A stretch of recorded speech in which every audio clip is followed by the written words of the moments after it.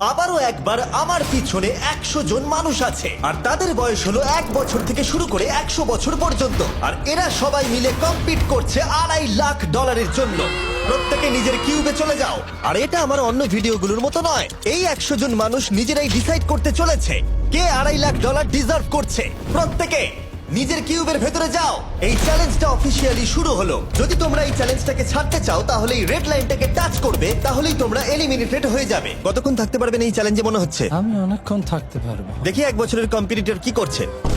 তুমি কি টাকাটাকে জিততে চাও? ঠিক আছে, ট্যাবলেটটা নিয়ে মজা করো। এই যে লাইনটা দেখছেন এটা শেষ পর্যন্ত টিকে থাকবে। আমি 48, দারুণ লাগছে। এটা শুরু থেকেই পরিষ্কার ছিল যে মাঝবয়সীরাই ছিল সব থেকে বেশি ফোকাসড আর ডিটারমিন্ড, কিন্তু সেটা অবশ্য সবাই ছিল না। বাইরে পা দিলে তুমি কিন্তু হেরে যাবে। ওকে, তাহলে 2 বছরে এলিমিনেট হয়ে গেল। যেমনটা ভেবেছিলাম, সবার প্রথমে বাচ্চারাই বেরিয়ে গেল। তোমার এখানে ভালো লেগেছে? ও যখন বলতে পারবে তখন জিজ্ঞাসা করবো। আর কিছু বয়স